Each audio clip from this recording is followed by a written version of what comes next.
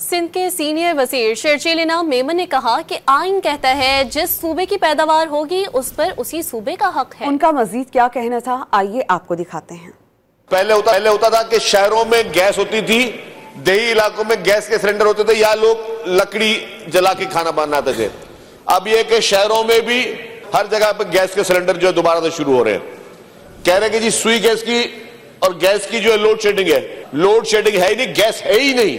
हम बिजली के लिए भी यही चिल्लाते रहे कि देही इलाकों में 12-12 घंटे 16-16 घंटे आज दिन तक, सर्दियों में भी देही इलाकों में 16-16 घंटे तक की लोड शेडिंग है। मैं समझता हूं कि वफाकी हुकूमत की ना सिर्फ जिम्मेदारी है और ये उन पर फर्ज है कि जहां पे ये चीजें निकल रही है, गैस की पैदावार जहां हो रही है, वहां पे गैस की supply as per constitution, as per आपके मॉरल उससे भी आपने वो चीज प्रोवाइड करनी है।